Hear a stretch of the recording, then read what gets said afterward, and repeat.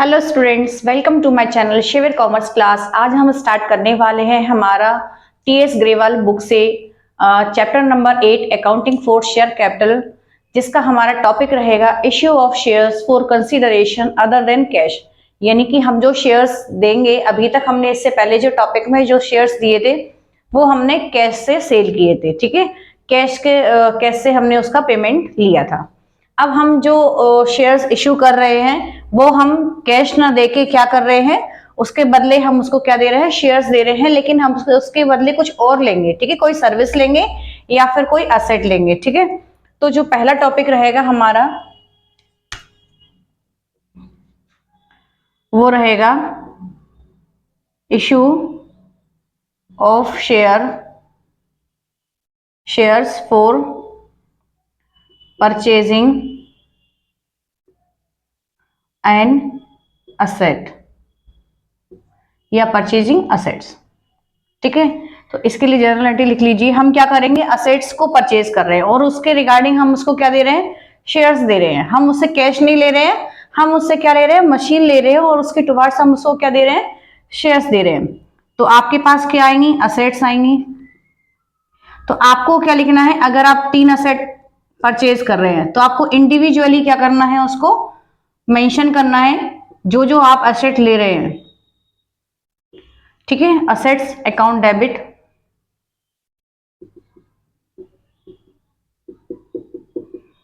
To to क्या करेंगे, आप वेंडर का अमाउंट ड्यू करेंगे कि वेंडर को आपको कितना अमाउंट देना है। जिस अमाउंट से आपकी डील होगी वो होगा आपका वेंडर अकाउंट। जिस अमाउंट से आप उसकी असेट ले रहे हैं तो लिखेंगे being amount due to vendors. Vendors कौन है, जिससे हम अपनी असेट को परचेज कर रहे हैं, ले रहे हैं। फिर वेंडर को हम क्या करेंगे, अब शेयर्स देंगे। तो वेंडर्स अकाउंट डेबिट टू क्या देंगे, हम इसको शेयर्स देंगे। तो शेयर कैपिटल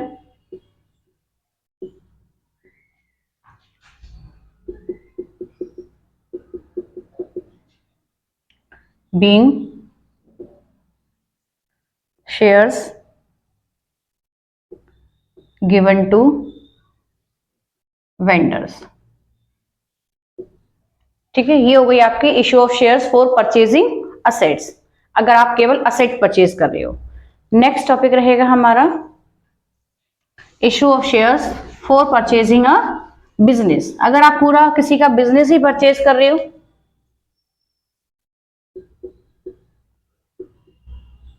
तो जब हम किसी का बिजनेस परचेज करेंगे तो हम उसकी असेट्स भी लेंगे और हम उसकी लायबिलिटीज भी लेंगे। तो आपके पास क्या क्या चीजें आएंगी, असेट्स अकाउंट डेबिट, ये आपको इंडिविजुअली मेंशन करना है। अगर आप 3 असेट लिख रहे हैं तो तीनों असेट के नाम के साथ साथ उसको आपको मेंशन करना है। 2 लायबिलिटीज, क्योंकि जब हम बिजनेस परचेज करेंगे तो असेट्स के साथ साथ हमें क्या मिलेंगी, उसके साथ साथ उसकी लायबिलिटीज भी मिलेंगी। 2 वेंडर बोल सकते हैं या फिर हम इसको क्या बोल सकते हैं, परचेज कंसिडरेशन, जितने में हमारी उसकी क्या हुई है, डील हुई है। परचेज कंसिडरेशन दैट मीन्स हम उसकी असेट्स और लायबिलिटीज लेने के बाद भी हम उसको क्या कर रहे हैं, कुछ पेमेंट कर रहे हैं। ठीक है, और उस पेमेंट के बदले हम उसको क्या देंगे, शेयर्स देंगे। ठीक है, क्योंकि हमने बिजनेस परचेज किया तो हमने सामने वाले की क्या ली है, असेट्स भी ली है और लायबिलिटीज भी ली है। लेकिन अब असेट्स हो सकता है ज्यादा हो, लायबिलिटीज कम हो, तो आपको वेंडर को कुछ ना कुछ तो पेमेंट करना ही पड़ेगा ना। तो उसको हम पे ना करके हम क्या देंगे, उसको उसके शेयर्स देंगे अपनी कंपनी के। इसको बोलते हैं परचेज कंसिडरेशन। ठीक है,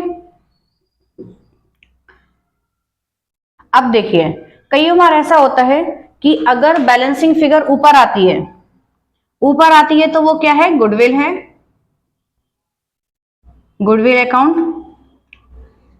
ठीक है, ये क्या है, आपकी बैलेंसिंग फिगर है। अगर बैलेंसिंग फिगर नीचे आती है तो वो है हमारा कैपिटल रिजर्व।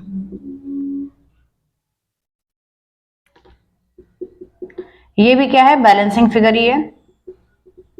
इसको मैं एक एग्जांपल के थ्रू समझाऊंगी आपको, तो जल्दी समझ में आएगा कि ऊपर क्यों आती है और क्यों गुडविल है वो, और नीचे आती है तो क्यों कैपिटल रिजर्व है। पहली बात तो मैं आपको बता दूं कि कैपिटल रिजर्व जो होता है वो आपका कैपिटल गेन होता है। कैपिटल गेन मींस एबनॉर्मल होता है, जो आपके रेगुलर नेचर का गेन नहीं होता है। तो वो पैसा कहाँ चला जाता है? आपके कैपिटल रिजर्व में। फॉर एग्जाम्पल के लिए, जैसे अगर आपने किसी की असेट्स परचेज की हैं, कितने में उसने आपको अपनी असेट्स कितने की दी हैं? 10 लाख की, ठीक है, और आप उसकी लाइबिलिटीज कितने की ले रहे हैं? 2 लाख की। तो आपको देखा जाए तो आपको उसके कितने के शेयर्स देना चाहिए? 8 लाख के शेयर्स देना चाहिए। लेकिन अगर क्वेश्चन कहता है कि आप उसको 8 लाख के शेयर्स ना दे के कितने में डील हो गई आपकी उससे? 6 लाख में डील हो जाती है। तो दैट मीन्स आप उसको कम पे कर रहे हैं, कम पे कर रहे हैं, तो जो 2 लाख है वो आपका क्या है? कैपिटल गेन है। और उस गेन को हम कहां ट्रांसफर कर देते हैं? कैपिटल रिजर्व में। अगर हम इसके लिए जनरल एंट्री करेंगे तो क्या एंट्री करेंगे? Assets account debit 10 lakh to liabilities कितने की ले रहे हैं हम? 2 लाख की ले रहे हैं। और हमारा परचेज कंसीडरेशन कितने का है? 6 लाख का है। तो देखिए बैलेंसिंग फिगर कहां आ रही है? ऊपर 10 लाख से डेबिट हो रहा है और नीचे क्रेडिट कितने से हो रहा है? 8 लाख से हो रहा है। तो बैलेंसिंग फिगर कितनी आ रही है? नीचे आ रही है, कैपिटल रिजर्व। तो वो हमारा क्या है? कैपिटल गेन है, जो हम कहां ट्रांसफर कर देंगे?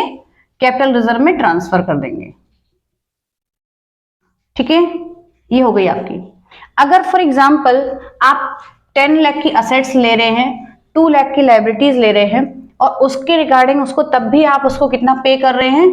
12 लाख पे कर रहे हैं। ठीक है, अगर आप उसको 12 लाख पे कर रहे हैं तो इसका मतलब ये कि आप देखिए असेट्स कितने के ले रहे हैं? 10 लाख के ले रहे हैं।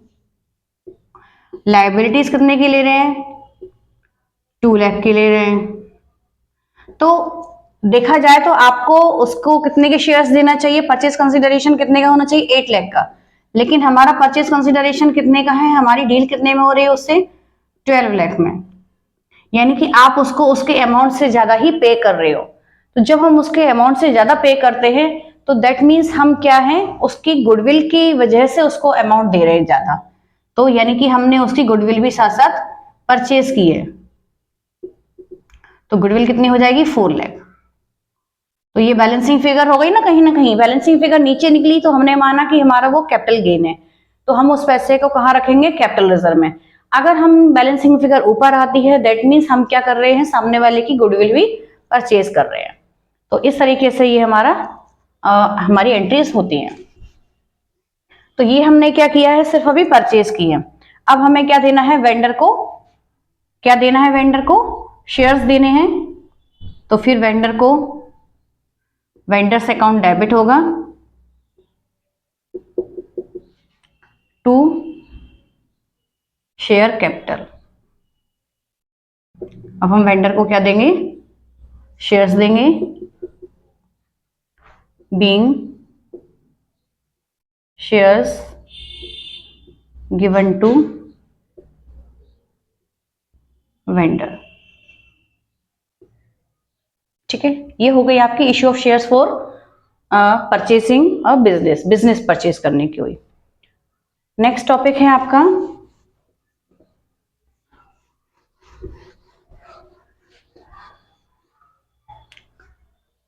Issue of shares for incorporation और प्रिलिमिनरी एक्सपेंसेस।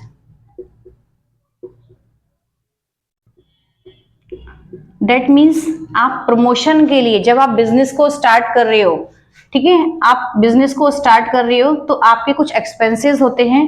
तो आप प्रमोटर्स को क्या करते हो? उसकी फीस के रिगार्डिंग आप उसको अपनी कंपनी के क्या दे देते हो? शेयर्स दे देते हो। तो इसी तरीके से इसकी भी एंट्री होंगी आपकी इन कारपोरेशन एक्सपेंसेस। पहले हम ड्यू करेंगे कि हमारे एक्सपेंसेस कितने हैं। इसको हम क्या बोल सकते हैं? प्रिलिमिनरी एक्सपेंसेस भी बोल सकते हैं और फॉर्मेशन कॉस्ट भी बोल सकते हैं। Expenses debit to promoters account. जो प्रोमोटर्स हैं उनको हम क्या करेंगे? कॉल करेंगे, ड्यू करेंगे उसकी money. Being promoters amount due. फिर प्रमोटर को हम क्या देंगे, शेयर्स देंगे, तो हो जाएगा promoters account debit to share capital.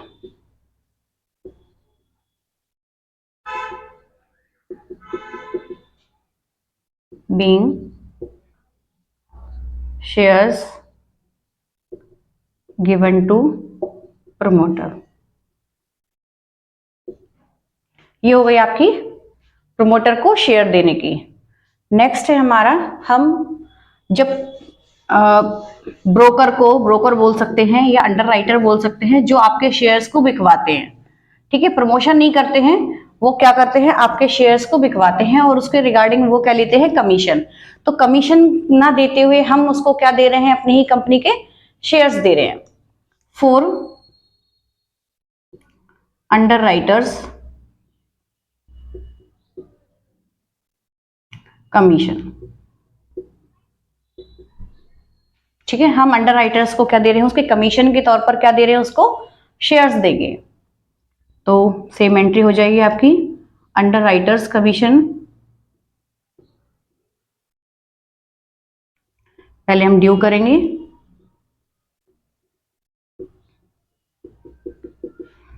To underwriters account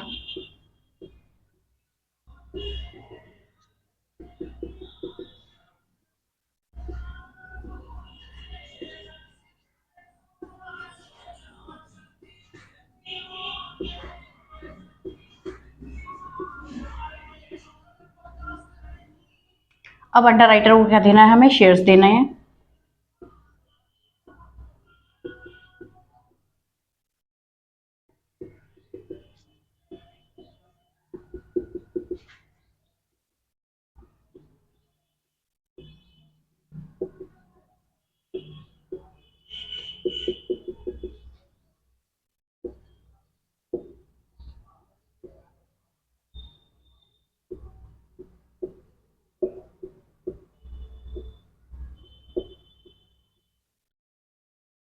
ठीक है, ये चार ही केसेस होते हैं जब हम कैश ना लेते हुए क्या करते हैं, हम उसको शेयर्स देते हैं। पहला क्या था, जब हम किसी की असेट्स को परचेज करेंगे, जब हम किसी का बिजनेस परचेज करेंगे, जब हम अंडर राइटर्स को कमीशन देंगे, कमीशन के बदले हम उसको क्या देंगे, शेयर्स देंगे, या फिर प्रमोटर्स को प्रमोट करने के लिए हम उसको शेयर्स देंगे। ठीक है, उसको फीस ना देके हम क्या दे देते हैं, अपनी ही कंपनी के शेयर्स दे देते हैं। तो ये टॉपिक हमारा फिनिश होता है और इसके सॉल्यूशन वीडियो मैंने अपलोड कर दिया है। अगर आपके लिए ये वीडियो यूजफुल है तो आप लाइक और सब्सक्राइब जरूर करें। अगर इसमें कोई कमी लगती है तो आप डेफिनेटली आप कमेंट बॉक्स में मेंशन कर सकते हैं, ताकि मैं इसको और इम्प्रूव कर सकूं। आपके लिए तो फ्री है, लेकिन हमारे लिए बहुत मोटिवेशन का काम करता है।